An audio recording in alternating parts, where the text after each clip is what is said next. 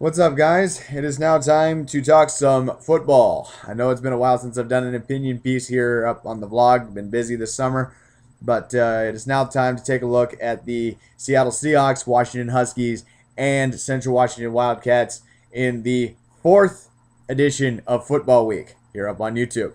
Um, Before we get started, just wanted to give props to my buddy Deshaun.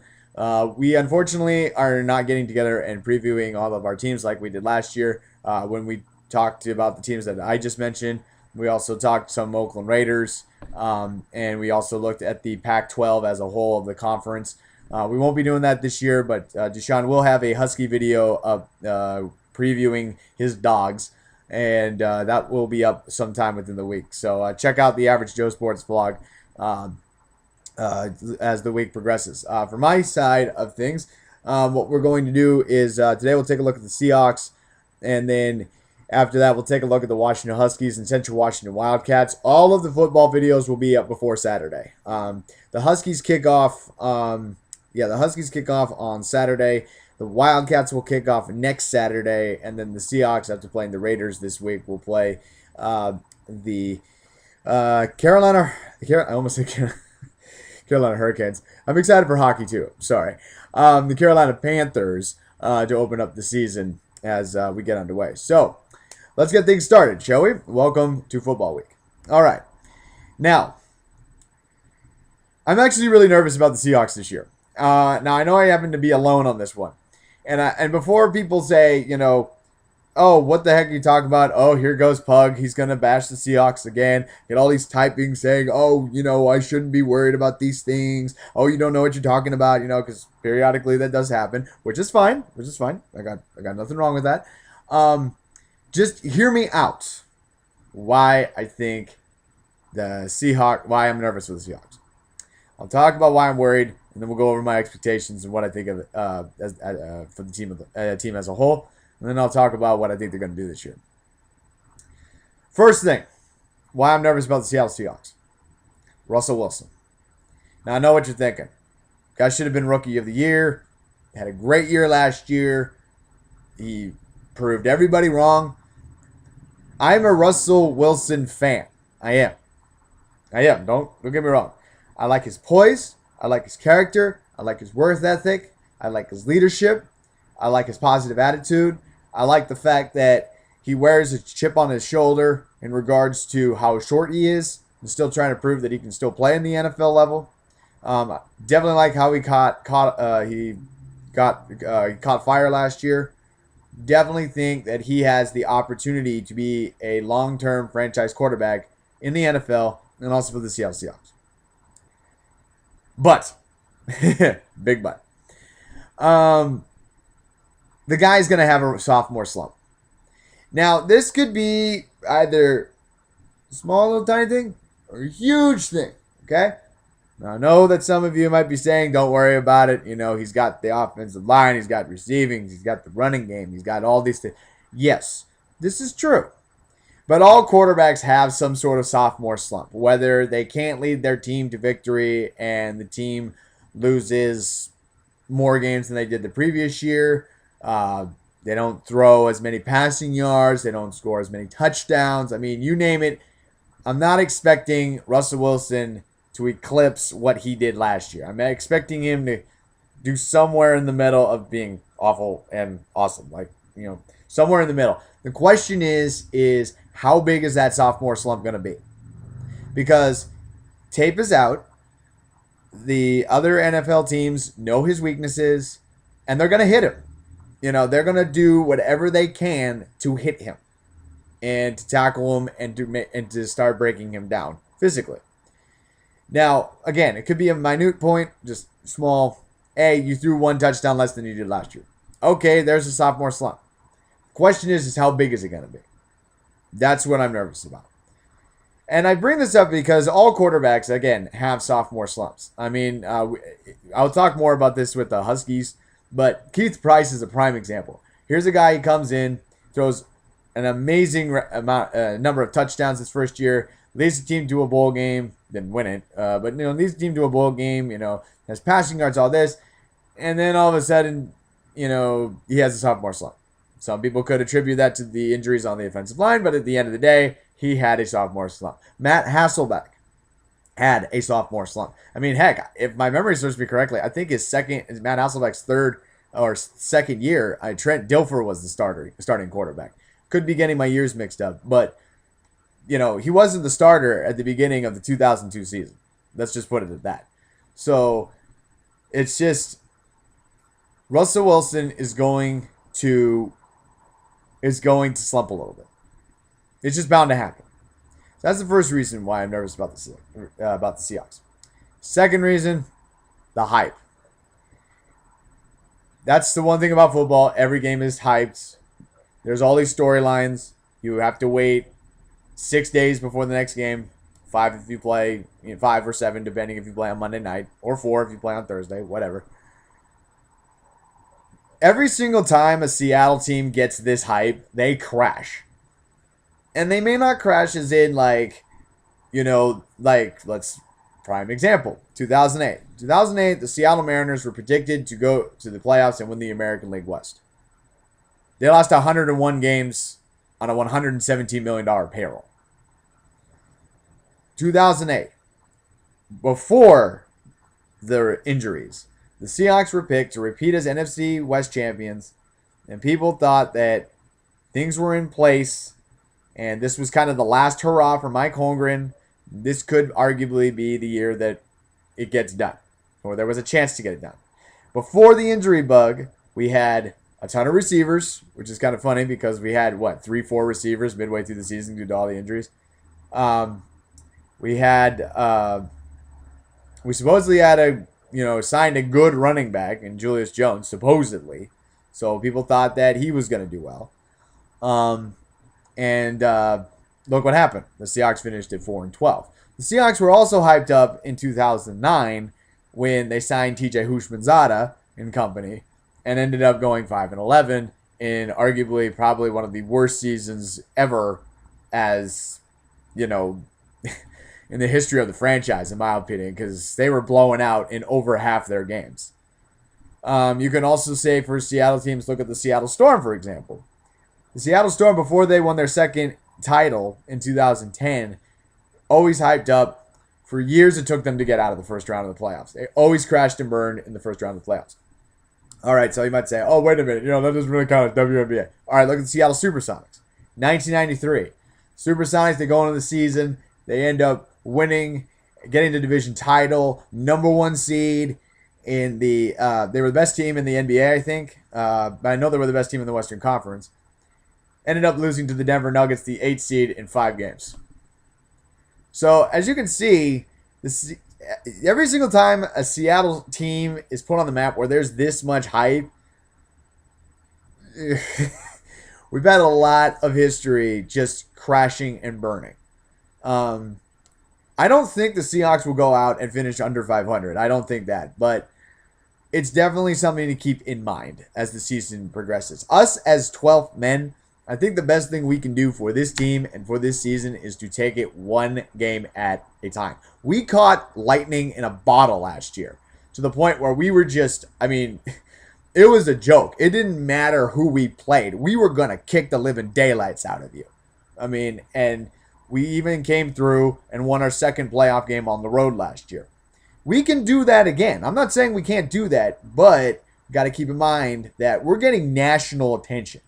There are a lot of NFL experts predicting the Seahawks are going to go to the Super Bowl this year. We haven't had that in years. I wasn't in Seattle. I didn't live in Seattle when they went to the Super Bowl. I lived in Ellensburg, so I didn't necessarily get an opportunity to see what it was like around the city. But I can tell you around Central Washington University's campus, the more they won, the more buzz that was created. And the more, hey, maybe we could do something this year. Hey, maybe we could break our playoff drought. If it was that big in Ellensburg, which was 2 hours away from Seattle, I can only imagine what the hype was in the city itself. So that's the reason why I'm nervous, because of the hype. Third reason, the schedule does not necessarily favor the Seattle Seahawks. Okay. Now, before I continue, if you've gotten to this point, I will go over some positive things about the team. Just these are the reasons why I'm nervous about the team. All right. So, for starters, Our schedule does not necessarily favor us. And this is very key in the NFL, particularly with the Hawks, with us being a West Coast team up in the Northwest. In the 2 years that we've gone to the playoffs under Pete Carroll, I feel that the schedule favored us. The tough teams were coming to Seattle. In fact, Deshaun and I actually mentioned this last year in our preseason video when I said that the Green Bay Packers, Dallas Cowboys, and New England Patriots were coming to Seattle. And Deshaun said, arguably, the Seahawks likely would go maybe 2-1 in those games. We ended up going 3-0 over a controversial touchdown. I get that. But at the end of the day, those tough opponents still came to Seattle. They had to fly from the Eastern time zone to the Pacific time zone and play a game at CenturyLink. Not necessarily the case here. I know that Carolina is not necessarily the hottest team in the NFL. There's a lot of controversy with Cam Newton, but the Seahawks have to open up in Carolina on September 8th. And the last time that they opened up on the East Coast, it was in Buffalo back in 2008, and we got drilled. I think, if I remember the score correctly, it was 34-14. Wow. So another place that we have to go to is Houston. Houston is a tough place to play. Indianapolis is going to be different because the Seahawks don't have to play Peyton Manning. They have to play Andrew Luck. So that's going to be different. But we all know Indianapolis is a tough place to play with being in a dome. We have to go to Atlanta. And for some odd reason, we still can't figure out Atlanta. In fact, we play them the same way we do every year. We fall behind and then try and play catch up and then fall short somehow in some form or fashion. So, I mean, still, that's the thing that really bothers me about that loss. It's like we played Atlanta 2 years ago with Tavares Jackson, and then we played him in the playoffs, and it was like watching the same game. I mean, there's just no adjustments, no coverage, giving up a huge lead at the beginning, making more work for ourselves. It just makes me mad. I mean, in my opinion, that's the reason why we lost to Atlanta. It wasn't because of the field goal. It's just because we didn't put enough pressure on them in the beginning as we should. We do have to go to New York. Or, I'm sorry, Jersey, New Jersey, to play the New York Football Giants. That's a tough game in a sense, even though we won with Tavares Jackson and Charlie Whitehurst 2 years ago. That game's going to be in December. It's going to be cold. It's going to be snowing. It is not going to be a pleasant scene for the Seattle Seahawks. So those are just some tough games, and I don't think necessarily that it's the easiest schedule. I do, however, think the home portion of the schedule is a little easier, not just because it's home, but because Jacksonville's got to come to Seattle. They don't fare well in Seattle in general. The Tennessee Titans have to come to Seattle. That's going to be a homecoming for Jake Locker and company, but that's not going to phase the 12th man. The Seahawks took care of the Vikings. We got to play the Saints on Monday Night Football. That's going to be an interesting game. And, of course, you got our divisional opponents, Arizona, St. Louis, and San Francisco. But overall, I do think it's going to be a tougher schedule compared to the previous year. So, that's why I'm nervous. Here are my expectations for the season. The Seahawks finished 11-5 in last year before they went to the playoffs. So, as I've stressed before, I want to see progression. I want to see the team go from this level to this level every single year. And for the most part, with the exception of a small hiccup 2 years ago when the Seahawks again finished 7-9 and just didn't get to the playoffs because 7-9 didn't get it done, it's going to be very hard to eclipse 11 wins. So, that being said, in order to show progression for me, the Seahawks either have to win 12 regular season games or clinch any sort of a playoff spot, whether it be a wild card or the division, and they have to go to the NFC Championship game. That is how we will show progression this year. And if we do not go to the NFC Championship game this year, regardless if they show progression or not, it's going to be a disappointing season. I've never seen, it's been a long time since there's been this much buzz about a Seattle sports team in Seattle. I mean, this eclipsed the Sounders. I'm sorry, all you Emerald City supporters. I know you support your team. I know the Sounders are good. I just recently went to the Seattle Portland game. You guys have, I have a great atmosphere, and there was a lot of hype with the Sounders. The previous years with them going to the MLS playoffs and everything. But it's been a long time since there's been this much hype again for a Seattle team. This hype started after that Atlanta Falcon loss. People were watching the NFC and AFC championship games and in Seattle, and people are still talking about how the Seahawks are going to go further in the postseason and possibly get to the Super Bowl. And it's just been nonstop. I understand that the Mariners were not as good as we all hoped they would be, and they turned into the Israel Mariners, which I'll talk about in another video. But it was almost as if baseball never even happened because it was that much football. I went to the Mariners game when the Packers were playing the Seahawks in the exhibition game last Friday. I saw more Seahawks jerseys in Safeco Field than I did Mariners jerseys, which is sad for the Mariners. But just to give you an idea, that's how much this team is being hyped up. So that is the reason why I say that I will accept progression if we win 12 regular season games or we clinch the playoff berth, whether it be wild card or division, and we get to the NFC Championship game. Question is, can we win the division? This is a toss-up. It's the Niners' division to lose, but I've heard Arizona's going to be better, which I'll believe it when I see it because, yeah. Sorry, Cardinals, but I'm just going to leave it at that. I'll believe it when I see it. The NFC West has gotten a lot harder than it was a couple of years ago when we were 7-9, obviously. The Rams have gotten better. The Niners have got, the Niners are the defending NFC champions. The Seahawks have gotten a lot better. My fear is that the teams in the NFC West are going to beat each other up. And that's unfortunately going to affect the seeding and the playoffs and that type of deal. I do think the Seahawks can finish with a winning record, regardless of whatever that record is. It remains to be seen. I do think they're going to finish with a winning record, and I do think that they are. They are going to go to the playoffs. The question is what type of seed do we get? Where do we need to play? And can we host a couple of games? If we can host a couple of games, there's a good, solid chance we can at least get to the NFC Championship game. Again, 12th man, I encourage every single one of you, take this season 1 week at a time. Do not get ahead of yourselves.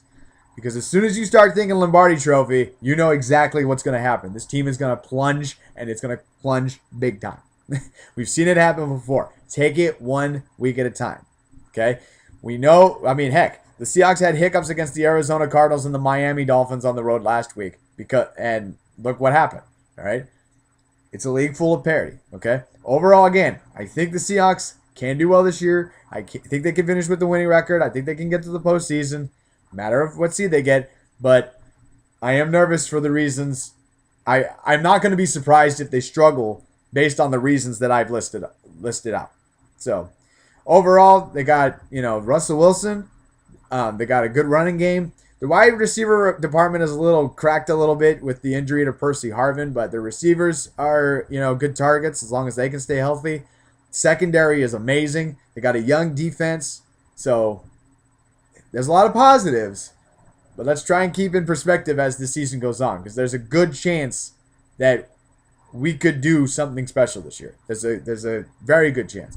A lot of people are already saying that the Seahawks and Denver Broncos are going to be in the Super Bowl. We heard that all throughout week 2 when the two play each other. So there's your preview. Thanks for watching. If you want to comment, go ahead and do it below. Up next will be the Washington Huskies. That will come up at a later date. And thanks for watching the first episode of 2013, football week. We'll talk to you later, and go Hawks.